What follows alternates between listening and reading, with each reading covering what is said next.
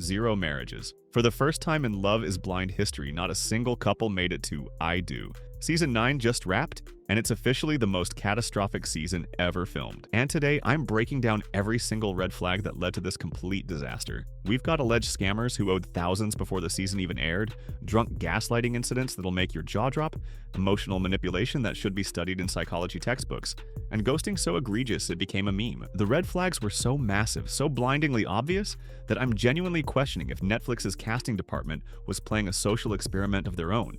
Obvious. Either they did 0 background checks, or they intentionally cast chaos agents for ratings. And honestly, I'm not sure which is worse. Before we dive into this absolute mess, smash that subscribe button if you love messy reality TV breakdowns, and hit the like and YouTube's new hype button for me, as it really helps the channel grow and reach more tea lovers like you. Now let's spill this tea. Red flag.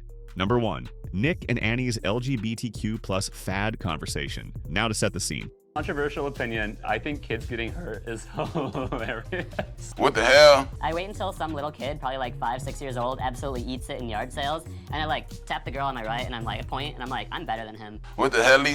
Nick Amato and Annie Lancaster are in the pods discussing their future hypothetical children when things take a disturbing turn. Nick asks Annie how she'd react if one of their future children came out as LGBTQ+. So my ex-girlfriend got me into Love is Blind, and I'm watching the newest season, and look at this scene. How would you react if at some point your child told you they were LGBTQ+? No matter what, I'm always gonna love my kids. Can't tell you I would be the first person to be like, yay! You know what I mean? I do know exactly what you mean. Like, I'll support my kids, but making sure that they're like informed.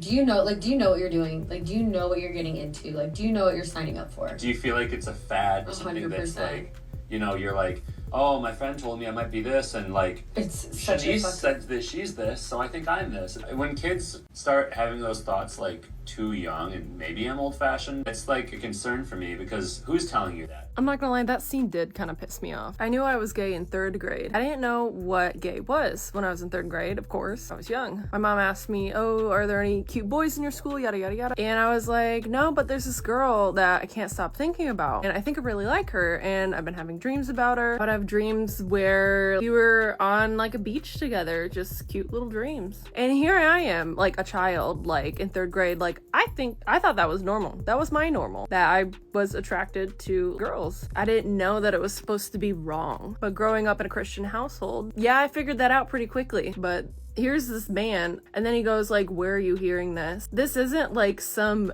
grand gay indoctrination, the agenda. It's just wild to me that people think this way. And I know it's because of the far right and their war on like transgenderism and all of this stuff that we all really don't care about. We cannot afford food, housing, rent, but they're just gonna keep pushing this to keep everybody distracted, I guess. Nick even brought up how his mom once asked if he was gay when he was depressed in high school, and his response was to immediately bring a girl over to prove he wasn't. The backlash was immediate and brutal. People commented things like, I'll be fast forwarding through all of Annie and Nick's scenes after that gross conversation, and genuinely shocked that Netflix included this. Nick posted an apology video after the episode aired, claiming the conversation was heavily sliced and diced by production, and that he was referring to over-introducing sexual content material to kids' shows at a young age. He admitted there was a lot that I didn't understand and took accountability. Whether it was edited or not, these two bonded over these views. They weren't connecting over genuine compatibility, they were connecting over problematic shared beliefs that alienated a huge portion of the audience. Red flag number 2, Joe's blackout drunk gaslighting incident. Joe Ferrucci's behavior at the Mexico pool party is genuinely one of the most disturbing things I've watched on this show. Joe and Madison are enjoying the romantic getaway in Cabo when Joe decides to get absolutely obliterated. What do you think? Sorry, I was... No, I gotta get this mom.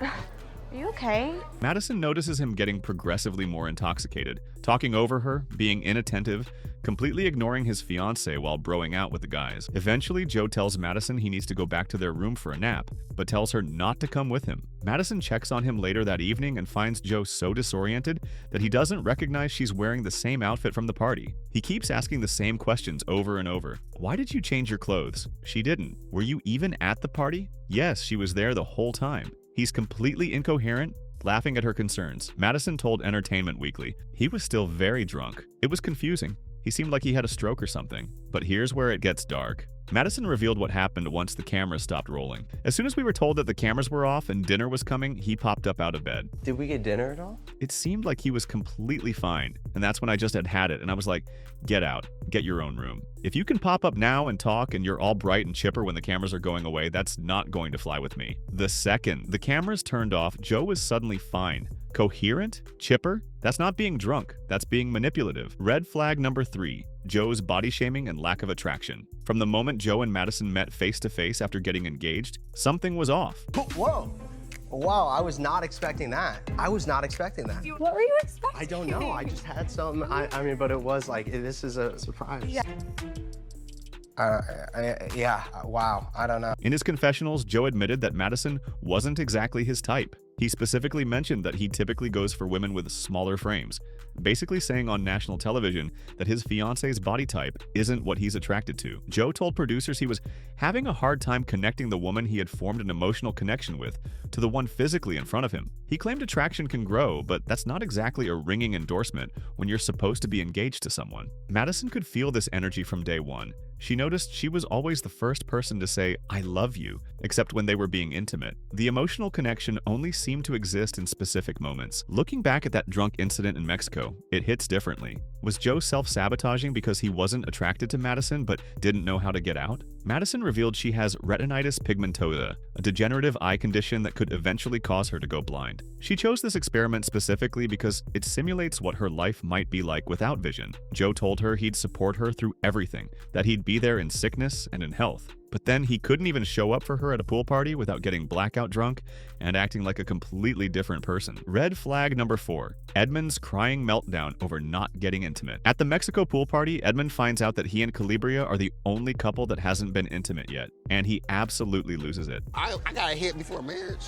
That night, Edmund confronts Kalybriah about not wanting to have intimacy. What should have been a respectful conversation about boundaries turns into one of the most manipulative displays on reality TV. Edmund starts crying, full-on tears. "I'm giving you my all, KB. I'm the only dude that ain't get to have intimacy." Then he throws in her face something she told him in confidence, that she'd had one-night stands in the past. You let dudes that ain't even care about you and you're like, "I don't give a fudge about." You let them have intimacy with you? Kalybriah had been on a healing journey. She'd been practicing abstinence for 8 months before the show. She'd grown, changed her approach to intimacy, and wanted to do things differently with someone she actually cared about. And Edmund weaponized her past against her to try to pressure her. Then comes the classic nice guy line. It's always the nice guys what me up. Come too nice. I'm too fudging nice. He's literally crying about being the nice guy who deserves intimacy with his fiancée because he's giving her his all. As if being a decent human being means you're entitled to someone's body. Kalybriah told People magazine, "It's almost like you saying you deserve my body, and that's not the case." She said his behavior gave her the ick, and rightfully so. Kalybriah ended up sleeping on the balcony that night because she was so uncomfortable. She grabbed 4 blankets and slept outside while he stayed in the bed. And even then, she said he kept coming out to the balcony, bothering her. Red flag number 5. Edmund constantly comparing to other couples. Edmund couldn't stop comparing himself and Kalybriah to the other couples, and it drove Kalybriah insane. It started in Mexico but continued in Denver. Edmund was constantly measuring their relationship against everyone else's. At a Pod Squad reunion for mechanical bull riding, Edmund made a comment about how sweetly another couple speaks to each other. Nick is perfect. No, I'm not You're perfect. actually right. Damn. Just to be able to hear that would be crazy. Even though you're not, just to hear it. To hear what? She was done. She felt completely unappreciated and frustrated that he was comparing their relationship instead of focusing on what they had together. Every time things weren't going exactly how Edmund envisioned, he'd bring up other couples. Well, Anton said this to Ali. Nick and Annie do this. Why can't we be like them? Red flag number 6. Kacie ghosting Patrick after seeing him. Patrick Suzuki had already been through it. He'd connected with Yuan in the pods, but Anna ghosted him and left the experiment without saying goodbye. Patrick, heartbroken but resilient, focuses on his connection with Kacie McIntosh. Their pod conversation seemed solid. Patrick opened up about being the only Asian person in his friend group growing up and being judged for his looks. Kacie reassured him that his ethnicity didn't matter to her, that she was falling for all of him. Patrick delivers an extraordinarily sweet proposal speech. Kacie says yes, they're engaged. I've always just been so look-face heavy. I know how I am, and I just don't know if I'm gonna I don't know. The doors open for the big reveal. When they first meet, there's some awkwardness. He's great. He's so great. They kiss on the couch. Kacie admits she's nervous. Normal stuff for meeting your fiancé for the first time. They go their separate ways to get ready. Everything seems fine. But then they reunite in the hotel lobby shortly after, and the mood has completely shifted. Kacie, with tears streaming down her face, tells Patrick she needs to exit the experiment and return home to Denver. Patrick is confused. He asks if she's breaking up with him, and Kacie says no, she just can't do the show anymore, can't go to Mexico, needs to leave the experiment. Patrick thinks this means they're going to continue dating back in Denver at their own pace. He's supportive, understanding, tells her it's okay. But then, in a conversation with producers that Patrick doesn't see, Kacie reveals the truth. I just unfortunately don't think like my attraction to him is gonna grow that much. I just don't think I could get there with him, like, period. Kacie told Patrick she loved him, that she wanted to continue the relationship, that it wasn't about his looks, but then told producers she wasn't attracted to him and didn't think that would change. Patrick tried to reach out to Kacie after filming. He texted, called, asked for closure.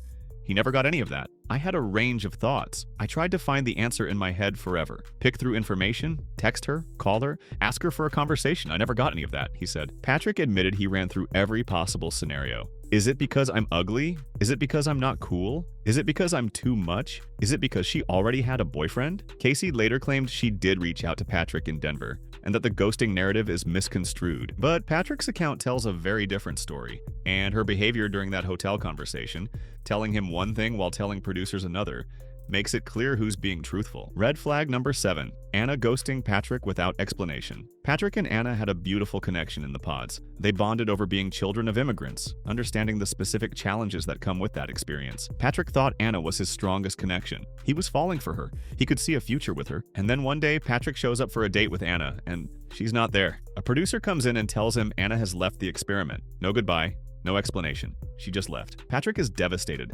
blindsided, confused. Anna's side. She was apparently having a full emotional breakdown. She told Netflix's Tudum that she was a wreck, and her eyes were almost swollen shut from crying. She was embarrassed. Producers offered to let her go into the pods one last time to tell Patrick she was leaving, but Anna, in her pajamas with no makeup, feeling vulnerable and emotional, didn't want to be on camera anymore. She now says she wishes she hadn't stood Patrick up, but also believes she made the best decision for herself at the time. But Patrick didn't get to know any of that. From his perspective, he had this beautiful connection that was building towards something real, and then the person just vanished without a word. The fact that this happened before Kacie's situation makes Patrick's journey even more heartbreaking. This man got ghosted twice. Red flag number 8, Anton's fake pod. Personality and lifestyle lies. Anton Bryan was giving performer in those pods. Super charismatic, emotionally intelligent, seemingly deep and introspective. He connected with Allie on a profound level, talking about vulnerability, authenticity, and really showing up for a partner. But the moment Allie met Anton face to face, something felt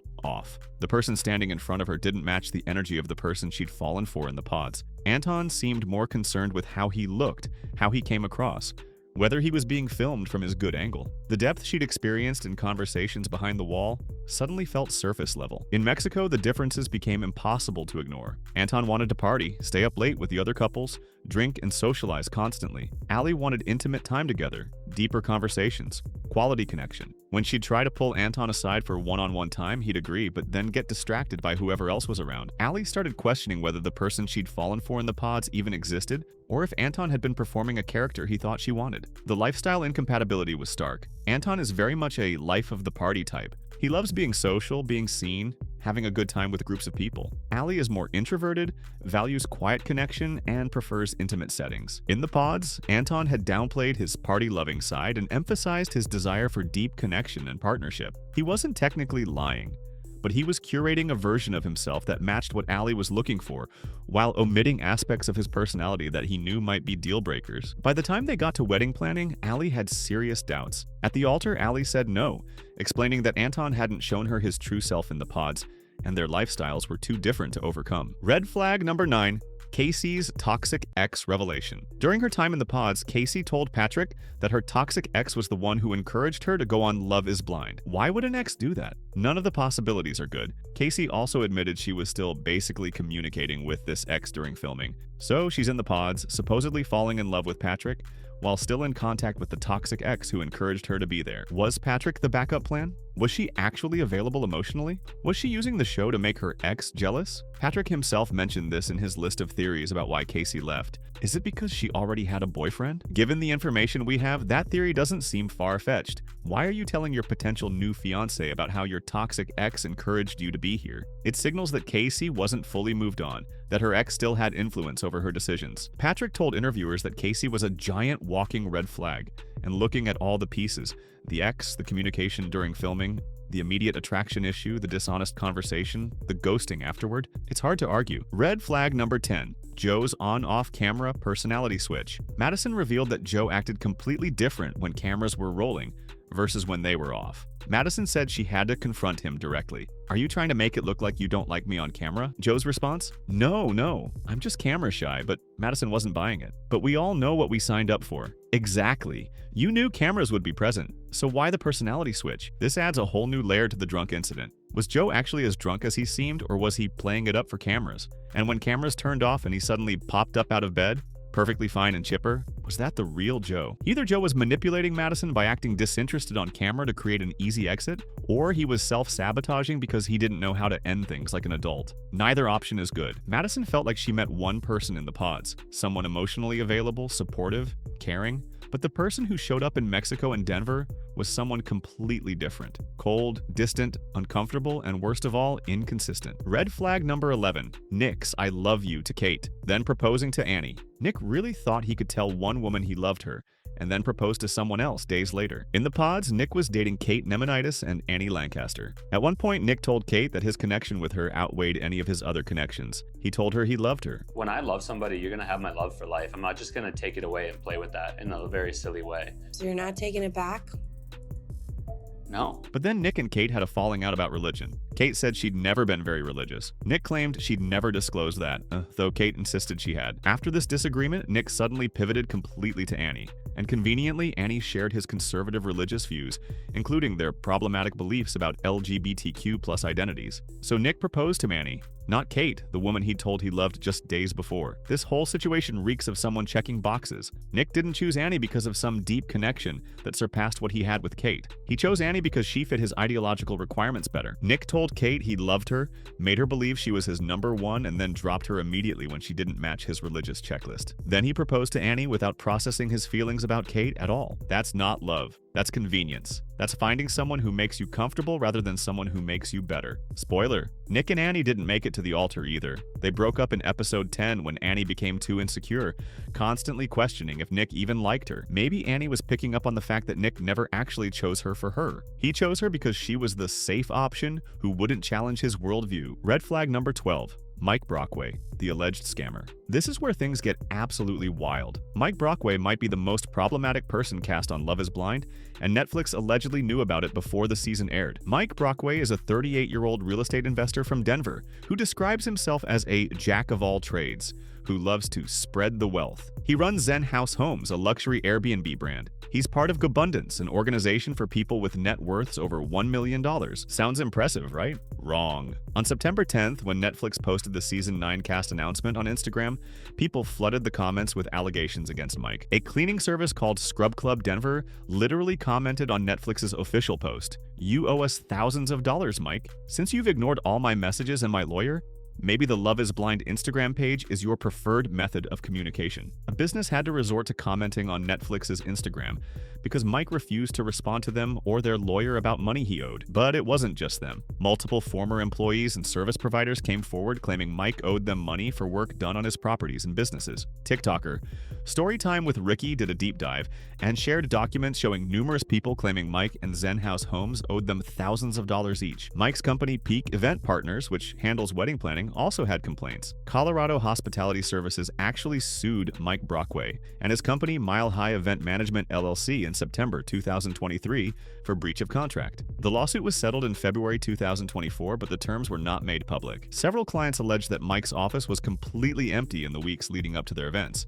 that communication went dark, and that deposits for weddings were paid, but services weren't delivered. This is someone who took people's money for one of the most important days of their lives and then ghosted them. And Netflix cast him anyway. Fans were furious. People on Reddit said, At this point, I believe LIB puts women in danger on purpose. There have been too many women alleging assault, scammed, and emotionally traumatized to believe anything else. The fact that Netflix apparently didn't thoroughly vet this man before casting him is insane. Background checks should have caught the lawsuit at minimum. Red flag number 13. Mike's ignorant diabetes comments. Mike also made incredibly ignorant and hurtful comments about Jordan's son's diabetes. Jordan Keltner has a 5-year-old son named Luca who has type 1 diabetes. This was a bonding point for Jordan and Megan because Megan's late father also had diabetes. But then Mike, in conversation with Megan in the pods, decided to share his opinions about Jordan's parenting and his son's medical condition. One of the guys over here he's a dad, and he basically said that his kid has diabetes. It's just like so crazy to me that that can be the case. I had a friend that was pre-diabetic, and he just like totally changed up his diet, and now he's good.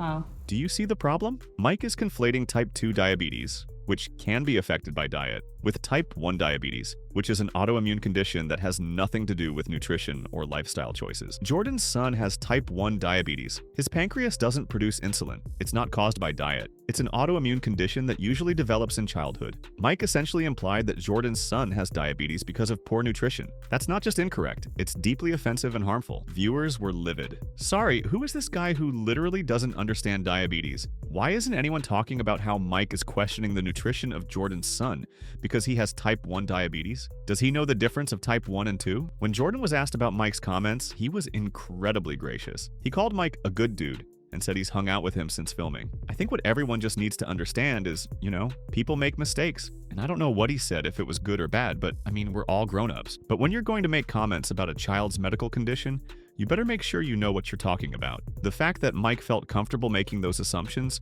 shows either complete ignorance or a willingness to judge someone's parenting based on faulty information. Red flag number 14. Megan's lifestyle incompatibility realization. Megan's sparkle. Walerius is a successful entrepreneur with expensive taste. She loves luxury, travel, spontaneity, and all things that glitter. Jordan Keltner is a single dad working as a service manager with a modest lifestyle and a 5-year-old son. These facts were known from day one in the pods. Megan knew Jordan was a single dad. Jordan knew Megan had an expensive lifestyle. They discussed their differences. Jordan even told her she could continue living her sparkly life. So they got engaged. They made it through Mexico. They came back to Denver and started planning a life together. And then, suddenly, Megan realizes she can't give up her lifestyle. She loves her travel, her spontaneity, her ability to just pick up and go whenever she wants. Jordan's life comes with structure, routine, custody schedules, a child's needs that come before spontaneous weekend trips. Megan essentially realized that what she'd agreed to in theory, being with a single dad with limited financial resources, wasn't something she could handle in practice. They broke up before reaching the altar. And honestly, it was the right call for both of them. But here's the issue. This was information Megan had from the beginning. Jordan never hid that he was a single dad. He never pretended his lifestyle was different. Megan agreed to it, got engaged, and then backed out when the reality set in. That's a red flag of not properly evaluating compatibility before making major commitments. It's also a red flag for Jordan, who maybe should have pushed harder on whether Megan truly understood what being with a single parent would mean for her lifestyle. Red flag number 15. Annie's insecurity spiral and putting words in Nick's mouth. Throughout their time together, Annie became increasingly paranoid that Nick didn't actually like her. She would constantly question him, put words in his mouth, and create scenarios in her head that didn't match reality. Annie would say things like, "You don't even like me," and "I can tell you're not happy," even when Nick would try to reassure her. She was putting words in his mouth, interpreting his every action through a lens of suspicion and insecurity. To be fair to Annie, some of her concerns might have been valid. Nick did tell Kate he loved her just days before proposing to Annie. Nick did seem to choose Annie more for ideological alignment than deep connection. But Annie's way of handling her insecurity was to become confrontational and reactive in a way that pushed Nick away rather than creating space for honest communication. By episode 10, Nick had had enough. He abruptly called things off, telling her he didn't like her putting words in his mouth and that he simply wasn't happy. Nick's delivery was cold and somewhat cruel. He didn't really provide a clear reason beyond, "I'm not happy." But Annie's constant questioning and inability to trust Nick's reassurances created a self-fulfilling prophecy. She was so worried Nick didn't like her that she acted in ways that made him not like her. For Nick's part, his refusal to give Annie the security she needed was probably because he never actually felt that deeply for her in the first place. Red flag number 16. Joe's engagement exit during tux fitting. Joe's final exit from his relationship with Madison deserves its own section because the timing was spectacularly cruel. After everything, the drunk incident, the body comments, the obvious lack of attraction, Joe and Madison were still technically engaged and heading toward a wedding. I got no ick, no red flags. 0. You sure about that? Then came Joe's tux fitting appointment. Joe showed up to get fitted for his wedding suit, and apparently, the reality of actually getting married hit him all at once. He told cameras it was stressful, and that the wedding now feels real. Then Joe left. He literally walked away from the tux fitting, got into his car, and drove off. Madison revealed, Joe said after his tux fitting, he had a total breakdown. He felt completely detached. Joe then told Madison he would say no at the altar, so there was no point in continuing. Just like that, the engagement was over. Joe waited until his tux fitting, literal days before a potential wedding, to communicate this. This whole time he'd been going through the motions despite clearly not being invested. Red flag number 17.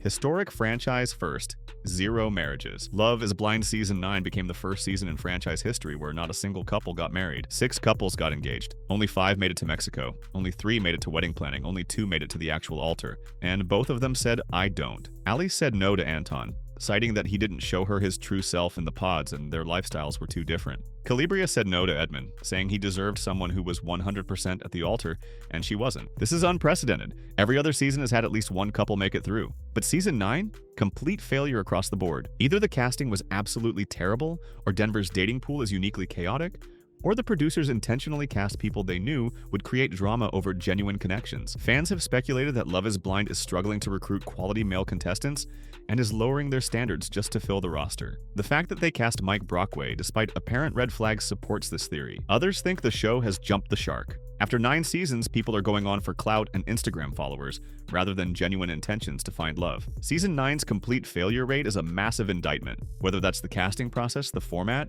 or the show's ability to actually facilitate lasting connections. It's not just individual couples failing, it's all of them failing. That's not coincidence.